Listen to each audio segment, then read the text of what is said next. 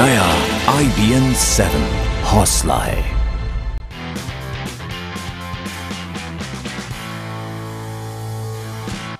नमस्कार, मैं हूं आपके साथ हिमानी नैथानी और आइए अब फटाफट खबरों के सफर को शुरू करते हैं सुपरफास्ट न्यूज में। राजधानी दिल्ली के लक्ष्मीनगर इलाके में तेज रफ्तार मेट्रो फीडर बस से कुचलकर एक स्कूटी सवार युवक की मौके पर ही मौत हो गई। घटना से नाराज स्थानीय लोगों ने बस में तोड़फोड़ कर बस को आग के हवाले कर दिया।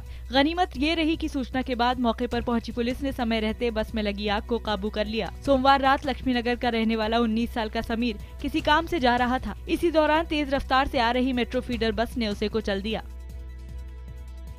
घटना के बाद मौके पर जमा हुए लोग नाराज हो गए और उनका गुस्सा बस पर फूट पड़ा। लोगों ने बस में जमकर तोड़फोड़ की और बस को आग के हवाले कर दिया। सूचना के बाद मौके पर पहुंची पुलिस आगजनी कर रहे लोगों को खदेड़कर बस में लगी आग को बुझाने के बाद कब्जे में लिया और मृत समीर के शव को पोस्टमार्टम के लिए भेज दिया। बहरहाल घटना के बाद से ही आरोपी ड्राइवर मौके से फरार है। फेसबुक पर मंत्री के खिलाफ लिखने के चलते एक पत्रकार को अपनी जान गंवानी पड़ी। मामला यूपी के शाहजहांपुर का है। यहाँ जगेंद्र सिंह पिछले 15 सालों से पत्रकारिता कर रहे थे। उन्होंने फेसबुक पर उत्तर प्रदेश के पिछड़ा वर्ग कल्याण मंत्री राममूर्ति वर्मा के गुर्गों के खिलाफ खबरें लिखी थी। आरोप है कि इस बात से नाराज मंत्री ने जगेंद्र सिंह के खिलाफ लूट, अपहरण और हत्या की कोशिश का मुकदमा दर्ज करा दिया। आरोप है कि 1 जून को कोतवाल श्री प्रकाश राय ने उनके घर पर दबिश दी और पत्रकार के साथ मारपीट करने के बाद पेट्रोल डालकर उन्हें जिंदा जला दिया। मरने से पहले जगेंद्र का बयान सामने आया है। 1 जून से लेकर अब तक जख्मी जगेंद्र सिंह अस्पताल में जिंदगी और मौत के बीच झूल रहे थे और आखिरकार उन्होंने दम तोड़ दिया। पत्रकार जगेंद्र इतनी बुरी तरह जल गए थे कि उन्हें शाहजहांपुर से लखनऊ रेफर कर दिया गया था, लेकिन लखनऊ के डॉक्टर भी उनकी जिंदगी नहीं बचा पाए। एसपी बबलू कुमार की माने तो जगेंद्र पर मुकदमा दर्ज था, इसीलिए पुलिस ने उनके घर दबिश दी थी, जहां पत्रकार ने अपने आप को आग लगा ली। इस मामले की जांच एसपी सिटी को दी गई है। जो भी जांच में निकल के आएगा उसके हिसाब से कानूनी कार्रवाई की जाएगी। एलजी बनाम केजरीवाल की जंग में आया नया टर्न। लेफ्टिनेंट गवर्नर ने जॉइंट कमिश्नर एमके मीणा को बनाया एसीबी प्रमुख। दिल्ली में भ्रष्टाचार निरोधक शाखा की जंग में नया दाव चलते हुए एलजी ने मुकेश कुमार मीणा को एसीबी का संयुक्त आयुक्त बना दिया है।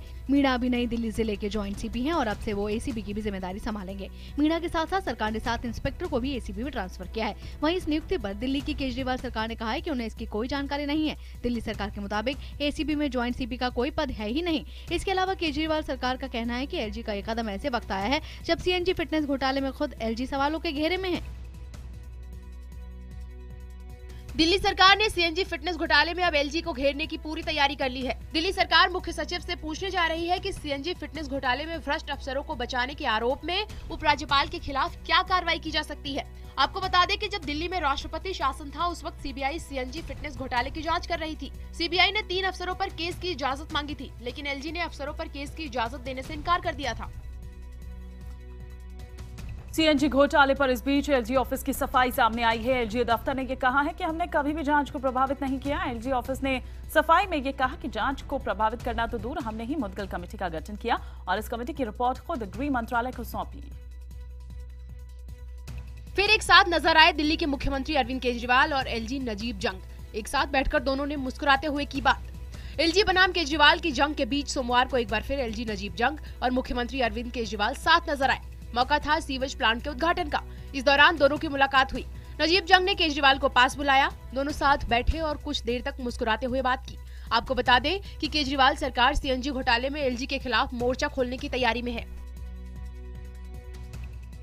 दिल्ली में सफाई कर्मचारियों की रैली में केजरीवाल का ऐलान, 31 मई तक की सैलरी हमने दी, लेकिन हमारे खिलाफ हो रही है राजनीति। सफाई कर्मचारियों के साथ किए गए संवाद कार्यक्रम में दिल्ली के मुख्यमंत्री अरविंद केजरीवाल ने बीजेपी प्रशासित एमसीडी पर निशाना साधा।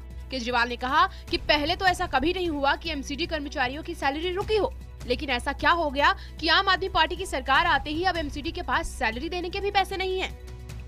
तो आज मैं 30 मई तक का 31 मई तक की जितनी तनख्वाह बनती है आप लोगों की, डॉक्टरों की, टीचरों की, सफाई कर्मचारियों की, सारी तनख्वाह का पैसा मैं एमसीडी को दे रहा हूं।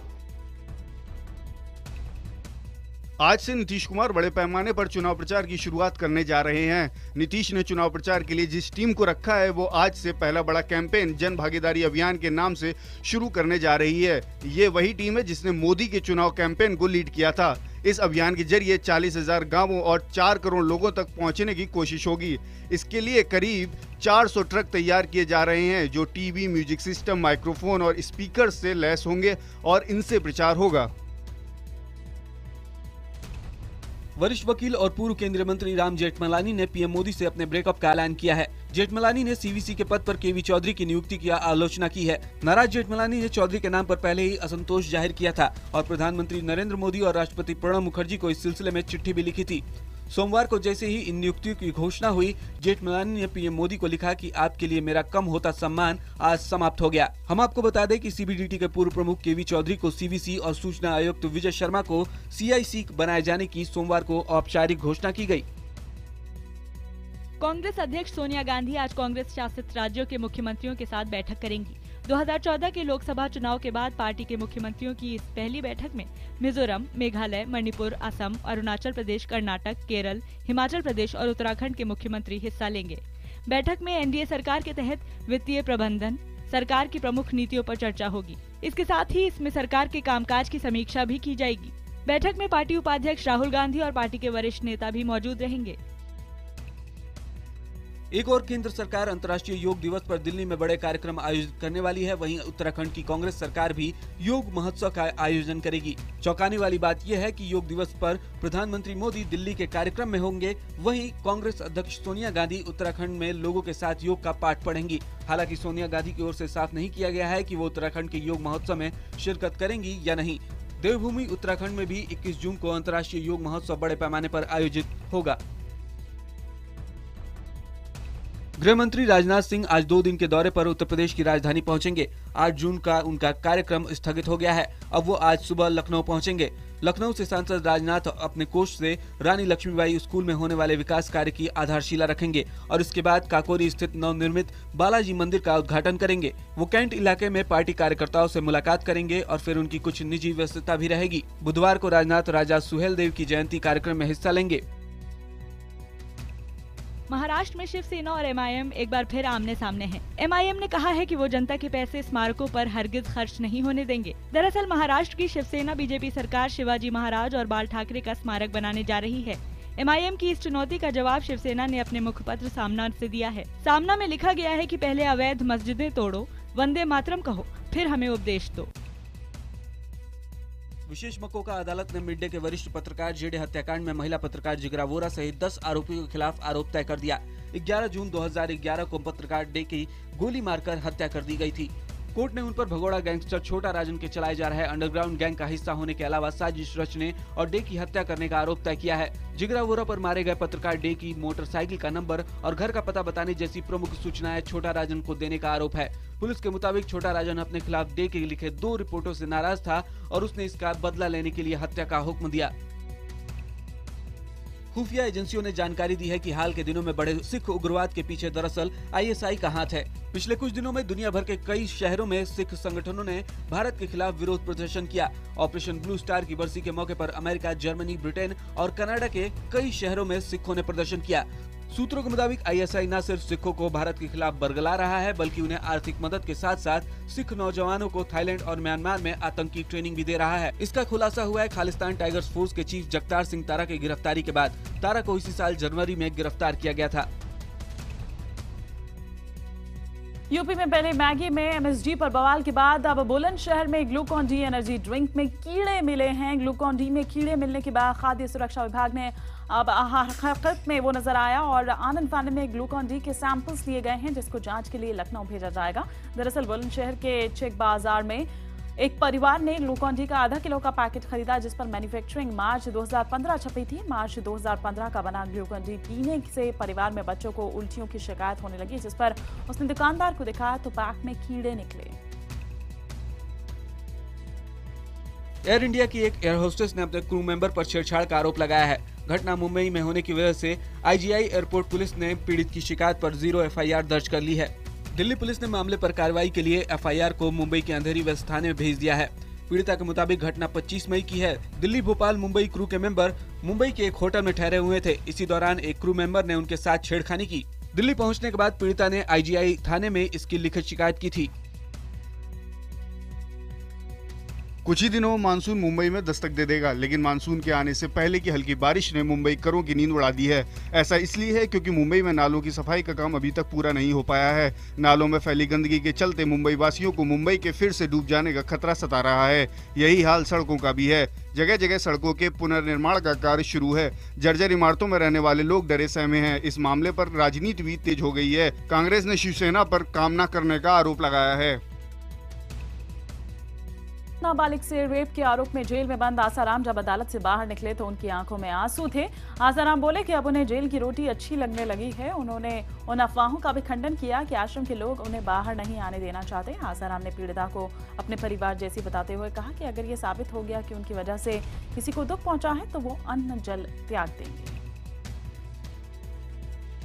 देश विदेश से मनाली आने वाले सैलानियों की सुविधा को देखते हुए मनाली प्रशासन ने मंगलवार को ही रोहतांग दर्रा सैलानियों के लिए बहाल कर दिया है।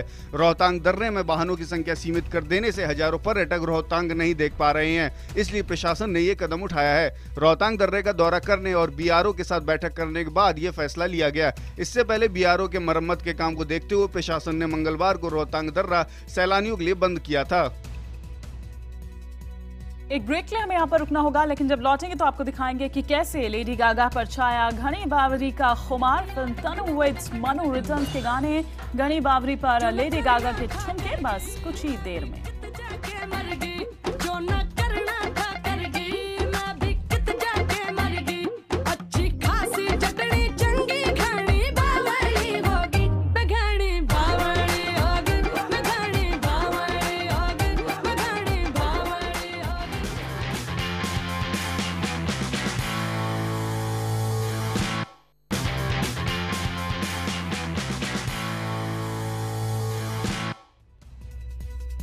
टीम इंडिया बांग्लादेश दौरे के लिए ढाका पहुंच चुकी है। बांग्लादेश दौरे पर टीम इंडिया कल से शुरू होने वाले इकलौते टेस्ट के अलावा 3 वनडे मैच भी खेलेगी। वनडे के लिए कप्तान धोनी, रैना और जडेजा जैसे खिलाड़ी बाद में बांग्लादेश रवाना होंगे। 2015 की चैंपियंस लीग की विजेता टीम बार्सिलोना का अपने शहर पहुंचने पर जोरदार स्वागत हुआ। 98,000 दर्शकों के बीच अपने घर पर टीम बार्सिलोना ने जमकर जश्न मनाया। फ्रेंच ओपन में जीत के साथ वावरिंका ने पुरुष सिंगल्स रैंकिंग में लंबी छलांग लगाई है। वावरिंका अब चौथे स्थान पर पहुंच गए हैं, तो वहीं क्वार्टर फाइनल में जोकोविक से हार कर बाहर हुए नडाल को रैंकिंग में भारी नुकसान हुआ है। नडाल 10वें स्थान पर खिसक गए हैं। पूर्वी चीन के युआन में भारी बारिश से जनजीवन अस्त व्यस्त हो गया है। पिछले 2 दिनों से हो रही बरसात से सड़कों पर पानी भर चुका है और इलाके में बाढ़ जैसे हालात बन गए हैं।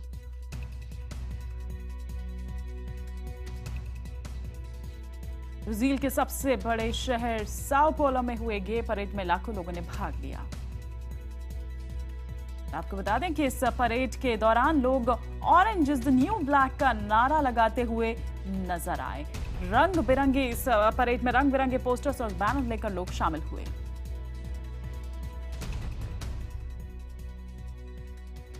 अमिताभ बच्चन, दीपिका पादुकोण और इरफान खान स्टारर फिल्म पीकू की स्क्रीनिंग राष्ट्रपति भवन में की गई। स्क्रीनिंग के दौरान अमिताभ बच्चन भी मौजूद थे।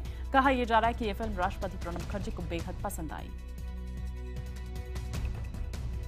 फिल्म नगरी मुंबई में बारिश की दस्तक भले लाखों लोगों के लिए राहत बनकर आई हो, लेकिन इसने शाहरुख खान की फिल्म रईस की शूटिंग पर पानी फेर दिया है।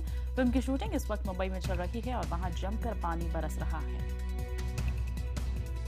कंगना रनौत की film Tanu with Manu returns का सुपरहिट गाना घनी बावरी दर्शकों को खासा पसंद आ रहा है। हाल ही में एक वीडियो वायरल हुआ है जिसमें इस गाने पर लेडी गागा ठुमके लगाती हुई नजर आ रही हैं।